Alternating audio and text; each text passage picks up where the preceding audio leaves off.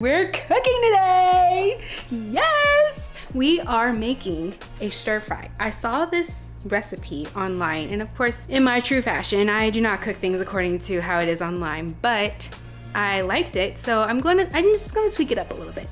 But let's show you guys the key players. Starting with some tricolor bell peppers, a whole cabbage that I will have to figure out how to cut, red and white onions because why not, some serrano peppers to add a little heat, and some sliced portobello mushrooms. I found these in the store. This is some zucchini noodles. I was gonna just get some zucchini and just chop it up, but when I found them like in noodle form, I'm like, oh, that's so cute. This right here, our best friend. Normally like a vegan stir fry would probably have like tofu or something, but pumfu is going to be in place of that today. For me, I'm gonna have some of these kelp noodles. I've never had these before, but I'm excited to give them a try. I looked them up online. They said they have like a neutral taste, so we're gonna hope that they just take the flavor of whatever I'm putting in. For everyone else, because I'm not gonna do that to them, I'm just giving them some rice here for their stir fry, so people don't hate me, just in case it doesn't taste good. I'm going to be using some sesame oil, and I'm going to be using some cocoa aminos in place of like a soy sauce or anything. So yeah, that's pretty much the key players. I'm just going to chop everything up, and then I'll be right back when it's time for me to start sauteing. Okay, so now I have my mushrooms already cleaned and seasoned. As you can see, I seasoned them with oregano, onion powder, salt, and pepper. With the mushrooms, I'm going to be roasting them separately from everything else. And that's because when you live in a household with picky eaters that don't necessarily like mushrooms, you kind of have to, you know, separate what you're doing. So yeah, that's the only reason why I'm making the mushrooms separate. I like my roasted mushrooms really well, so I'm not too heartbroken that I can't make it all the same. Honestly, it'll taste just fine. And if anything, it's gonna save me room in my pan. So I already have my oven preheated. I'm preheated it to 375, and I'm gonna have it in there for probably like 15 to 20 minutes. This is gonna be the sauce that goes on top of my veggies and gets marinated in with the noodles or rice. To the sauce I added, it's just water, the cocoa aminos that I showed you earlier. I put in some agave, sesame oil, some red pepper flakes, and in place of cornstarch, I use arrowroot. I'll put the measurements on the screen of how much I used of each item, so you guys can have that for reference just in case you want to make this yourself. But so far so good, y'all. Like, I am so satisfied with how this is looking. Like that's money. So now I'm gonna just set this aside. Also, I have cubed up my pumfu, so it'll be like chunks. Of course, you can do, if you choose to make this meal, by all means, chop, cut, slice, dice, whatever, anything how you like it. Me personally, it's like a texture thing. And as easy as pumfu is to crumble up and everything, I just like to change it up so I'm not having it the same way each time. I don't know, to each his own. Okay, so I'm going to start with cooking the pumfu first. So what I'm gonna do is I'm gonna get some oil because that's what we're gonna be needing. I'm possibly going to be using a combination of oils because grapeseed oil is more of a high heat oil. The sesame oil is more of a medium heat, and since I'm going to be sauteing for quite a bit, I don't want any problems. So yeah, we're gonna have grapeseed oil as well as sesame oil, but like I said, do you. To my wok, I added in some grapeseed oil, just a little bit for sauteing. I'm sauteing the pumfu.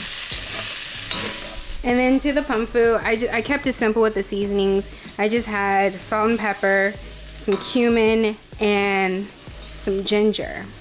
Give it that little kick. So I'm just going to saute these just until I feel they're about done. It's really no time frame because the pumfu technically is ready to eat right out the package.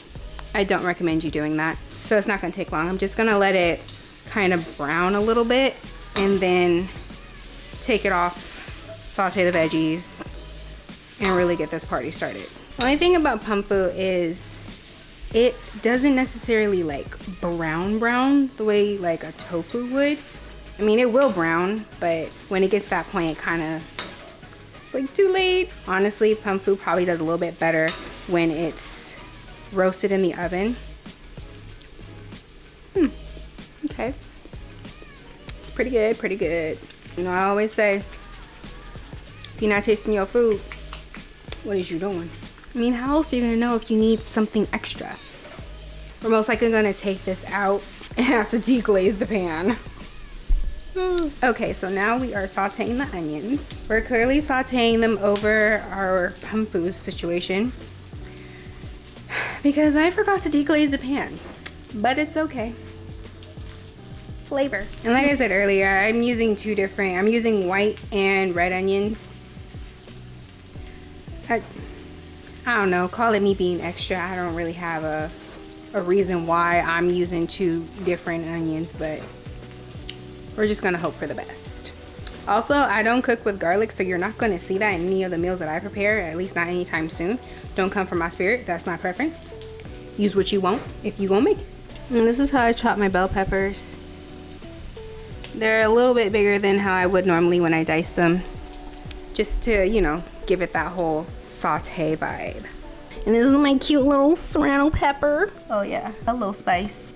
Hello. Some cabbage. Oh yeah, this is gonna be fabulous. Bell peppers going in. Now I'm gonna add my zucchini. Oh, I love it when things come pre-made for me. This pan is so full, like, that's everything. Literally everything. It's like a veggie melody right now. I've turned the fire off because I believe it's where I want it to be. I don't want my veggies to get too soft. I like my veggies to have a little bite to it. I don't like it to be super soft. Okay, so with it being so full like this, I'm gonna need to switch pans. I'll be right back. All right, I switched pans. As you can see, I had to get a nice big size pan. I put the pumfu chunks in there, or the pumfu cubes inside, and then I've added in my sauce. So right now, the sauce is looking quite thin. I have it on a medium heat, and I'm just gonna cook it until the sauce thickens up a bit. The arrowroot works pretty much just like a cornstarch, so it will thicken. It's just gonna probably take a little time.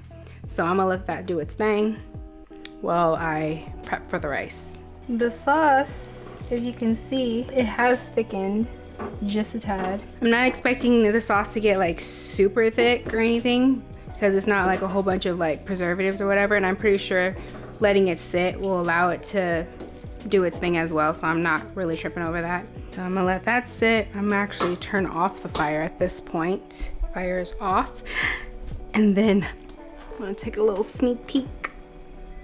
Add our mushrooms in there. They're gonna taste so good. Right now they look a tad bit on the dehydrated side, but it's okay because once they get added to the sauce and everything else, it's gonna be delicious. So yeah, now I'm just waiting for the water to boil for this rice. But while I do that, I need to prep for my noodles. Like I said, I have no idea how to make these. I mean, I've never had them. It says to rinse and soak in water for 10 minutes. Well, I'm gonna do that and I'll be right back. Okay, so my kelp noodles are rinsed and they are soaking, and this is what they look like. You can see it. Not gonna lie though, it's kind of giving sea moss vibes, and I don't know, maybe this is my sign that I need to make some sea moss pretty soon, but it says to let them soak for 10 minutes, so that's exactly what we're gonna do.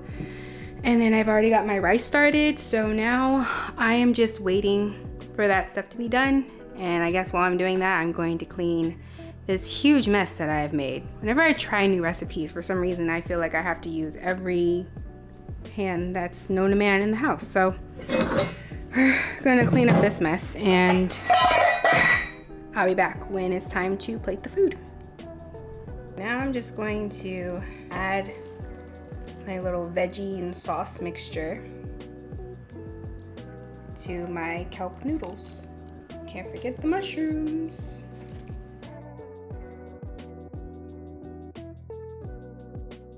Let's plate it up. And there it is. My little stir fry with kelp noodles. All right, let's go in for a bite. But we gotta do this right. We gotta do this right. Just saying.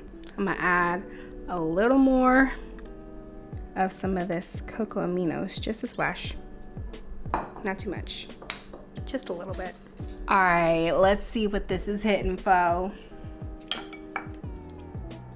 It says that you can cut the noodles however you want, but I like my noodles long, so we're gonna keep it. Let's try pomfu. Not bad, but let's get into these noodles though. Not bad. They're a little crunchy, but just like how it said online, they literally take on the flavor that is in it. Not bad for a first time. I'd make this meal again. It is really good. I mean, it's literally just veggies and whatever you want to add to it. I use kelp noodles. For everyone else in the house, I'm gonna use rice. But yeah, not bad. It's all in the seasoning, you guys. It's all in the seasoning. I give this meal a solid 8. You know, it's really good, but there is room for improvement. But like I said, not bad for my first try. Now I'm going to make the plates for everybody else and finish enjoying this myself.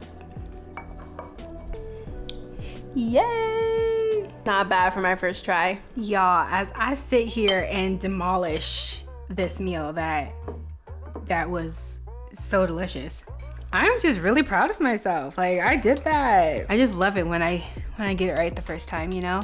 Not only because I just didn't waste money. Whew, we don't like doing that. But also because, you know, it actually shows me like, hey, I still got it. I can enjoy fast food, but then I can also enjoy my own. Y'all, I'm literally just picking at this right now. Like, it's gone. Like, you see that, like, it is nothing but broth. And don't get twisted, I'm about to drink that too. I think what I would do differently the next time I make it, because we are going to make this again, I would probably maybe stir fry a little bit of the kelp noodles, just a little bit. I don't know if that's going to make them a little bit softer, but I mean, I don't mind them having a little bite to them. They literally just took the flavor of whatever I put in the sauce and everything. And that cocoa aminos was top tier. Like, if you're gonna make this meal, I definitely recommend the cocoa aminos, like, because that literally was the star of the show. Of course, with the seasonings that I added in were pretty good too. And of course, I'll mention everything of what I did, measurements and all that stuff in the somewhere. But my cameras are getting ready to die, so thank you for watching. I appreciate it. If you like what you see, share it with your family and friends so they can know how easy vegan cooking can be. Thanks for watching. I appreciate you guys. Bye. I saw them in the store and they looked pretty cool. I've never had these. Oh, child. My gosh, the sun decides it wants to show up whenever I press record. I press record and the sun's like, hello, walk it out, walk it out, walk it out. No, we're not gonna do that. I don't know why I did that. It's so annoying. All right, that's as good as we're gonna do. Life of a cook. Anyone want to come clean for me? Oh my gosh. I love cooking, but I cannot stand the cleaning part. Like,